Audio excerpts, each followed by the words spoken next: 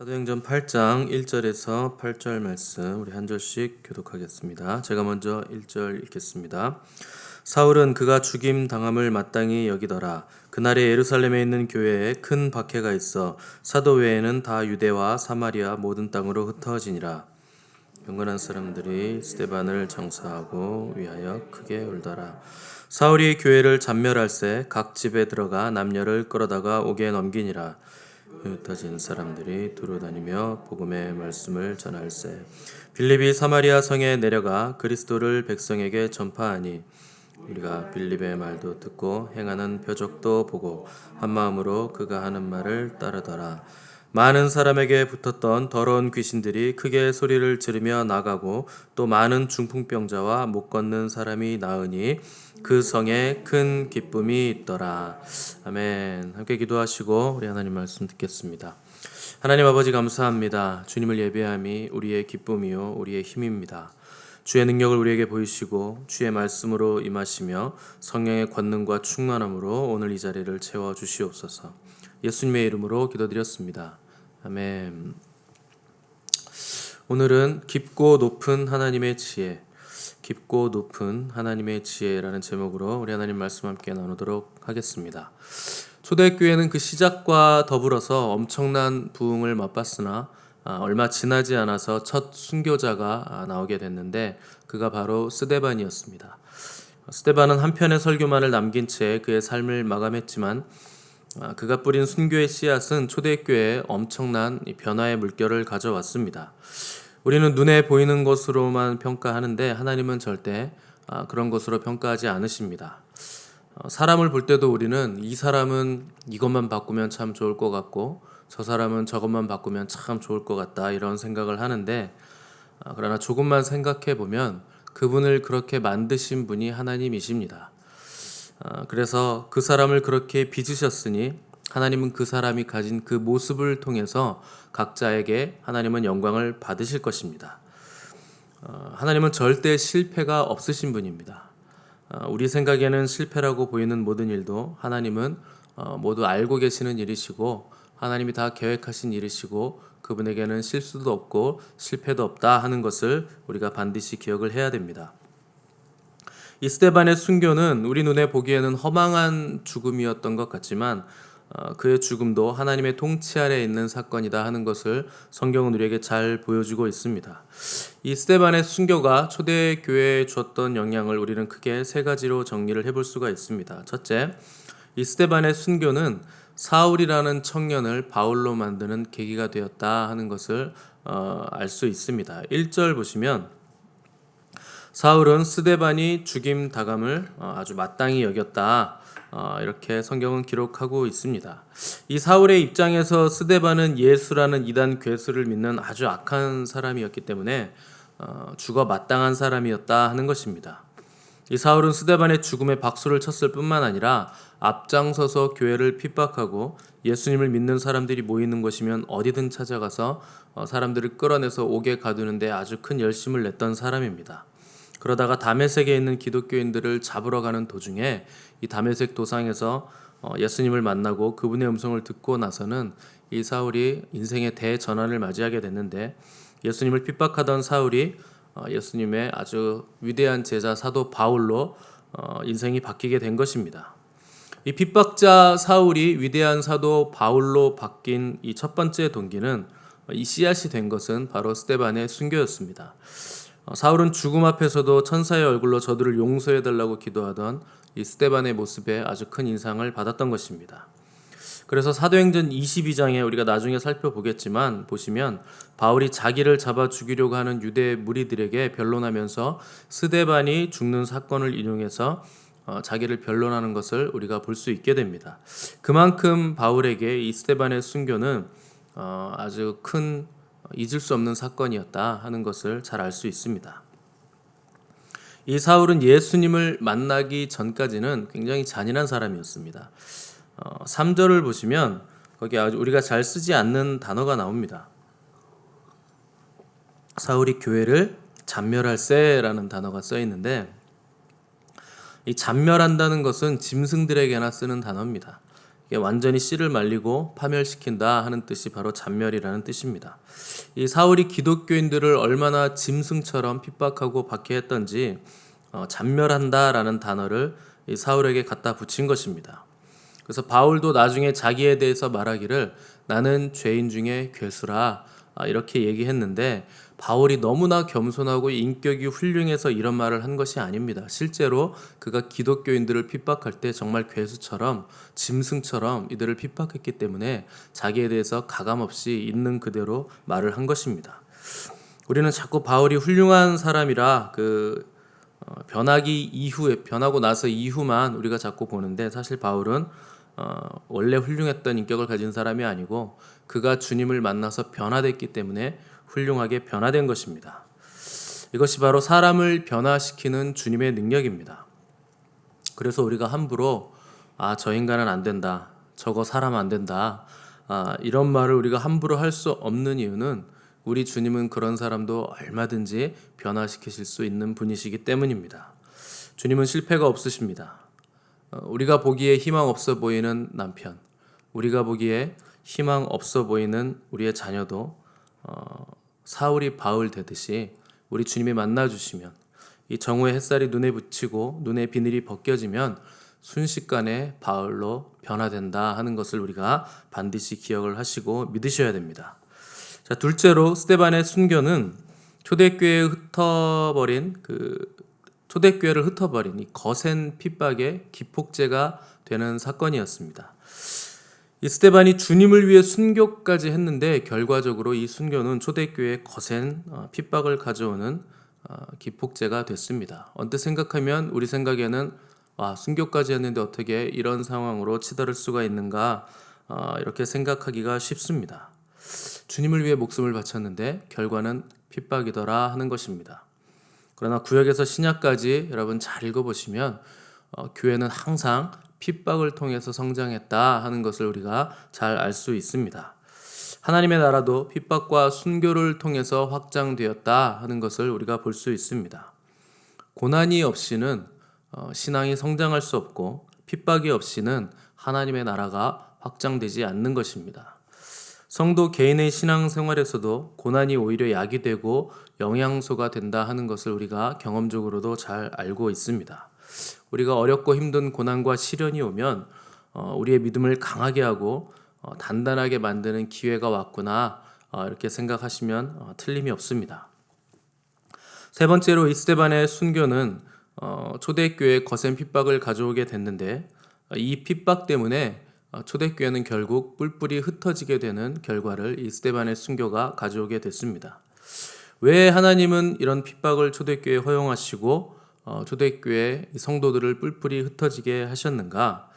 왜 공동체를 하나로 그렇게 많은 수의 공동체를 모아놓으셨다가 다 흩어지게 만드셨는가? 우리의 생각으로는 감히 상상할 수 없는 깊고 오묘한 하나님의 지혜가 이 흩어짐 뒤에 감추어져 있습니다. 만약 스데반의 순교가 없고 이 공동체에 핍박이 없었다면 이 초대교회 공동체는 자기들끼리 모여서 은혜롭게 생활하는 아주 큰 대형 교회로 발돋움했을 것입니다. 이미 초대교회 공동체가 10,000명 단위의 대형 교회가 됐기 때문에 재물도 많았고 사람도 많았습니다.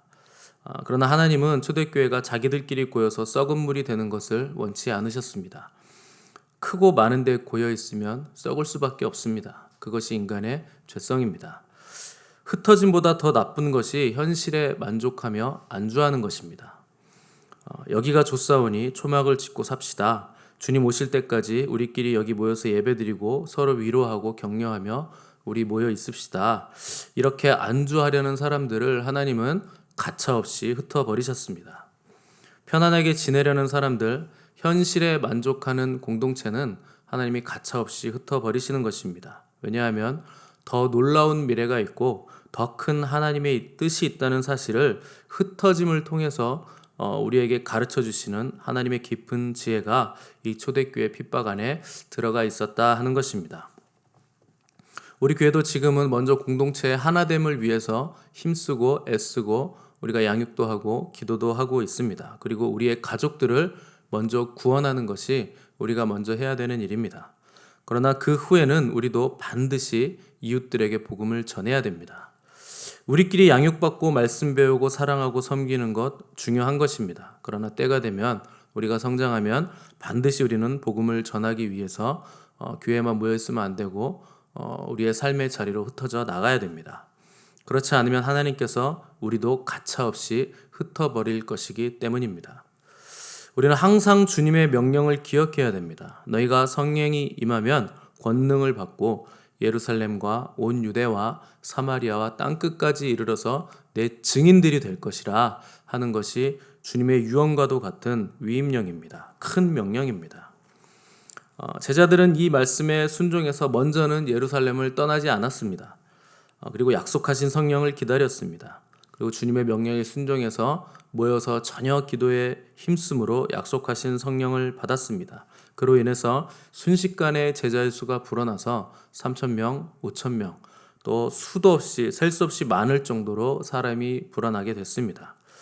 이 예루살렘 교회 안에는 강력한 성령님의 역사가 있었고 기적도 있었고 축복도 있었습니다. 사람들은 너무나 기뻐했고 놀라웠고 또 여기가 너무 좋사오니 우리 여기 모여서 영원히 삽시다. 이런 생각도 했을 것입니다. 그러나 여러분, 우리가 기억할 것이 있는데 주님의 명령을 기억해야 됩니다. 예루살렘은 최종 목적지가 아닙니다. 예루살렘은 시작점일 뿐입니다. 1절 끝부분 보시면 사도 외에는 다 유대와 사마리아 모든 땅으로 흩어졌다 이렇게 기록하고 있습니다. 이것이 하나님께서 이들을 흩으신 이유입니다. 어디로 흩어졌냐면 주님의 명령처럼 유대와 사마리아 땅으로 흩어지게 된 것입니다. 성령이 오시면 권능을 받고 예루살렘과 유대와 사마리아와 땅끝까지 나가라 하신 그 말씀을 주님은 핍박과 이 초대교회 공동체의 흩어짐으로 성취를 하신 것입니다. 그리스도인은 영원한 순례자들입니다. 우리는 고여있거나 모여있거나 한 곳에 머물러서 안주하는 사람들이 절대 아닙니다. 그렇게 안주하려고 하면 하나님은 그 자리를 떠날 것을 요구하십니다. 요구하셨는데도 떠나지 않으면 하나님은 강제로라도 그 자리를 떠나도록 흩으십니다. 여러분, 우리는 현실에 머물러 있지 않는 그리스도인들이 되시기를 바랍니다. 크리스찬은 그 현실의 안락함에 안주해서는 안 됩니다. 어느 한 곳에 집착해서도 안 됩니다. 이 정도면 나는 잘 믿고 있다. 이제 교회 생활 왔다 갔다 하면서 열심히 하고 봉사하고 헌금 생활하고 이렇게 교회 안에서 공동체 안에서 교제하면서 살면 더할 나위 없이 좋을 것 같다. 여러분, 그것이 바로 현실에 안주하는 것입니다. 우리는 어찌하든지 때를 얻든지 못 얻든지 우리 주위 사람들에게 복음을 전해야 됩니다. 사람이건 장소건 그 어떤 것이든 우리가 집착하는 순간 크리스찬들에겐 그것이 우상이 되는 것입니다.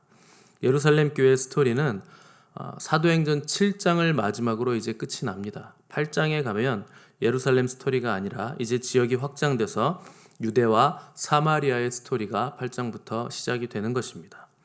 이 핍박으로 흩어질 당시의 초대교회 교인들은 아마 괴로웠을 겁니다. 세상이 끝난 것처럼 어떻게 이 로마 정부가, 세상의 정부가, 또 유대 정부가, 교회가 우리를 이렇게 핍박할 수가 있는가, 이렇게 괴로웠을 것입니다. 그러나 이들의 흩어짐으로 인해서 사마리아가 복음화되고 또 결국에 로마 제국 전 지역이 복음화되는 놀라운 역사가 일어났다 하는 것을 우리는 반드시 기억을 해야 됩니다.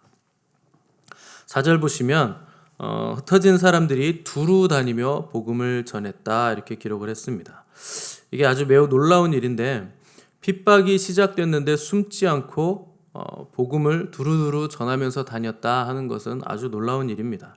지금까지는 사도들이 복음을 전했고 또 초대교회 대표격이었던 7 집사 정도만 복음을 전했는데 이제는 모든 성도가 전부 흩어져서 복음을 들고 각계 전투를 시작했다 하는 것을 우리가 볼 수 있는 겁니다. 아마 마귀는 교회의 핍박을 시작하면서 신나서 노래를 불렀을 수도 있을 테지만 이 초대교회는 마귀가 생각하는 대로의 그림이 아니라 전혀 다른 그림으로 하나님의 섭리 아래서 복음을 전하기 시작했던 것입니다. 5절에서 8절을 한번 보겠습니다.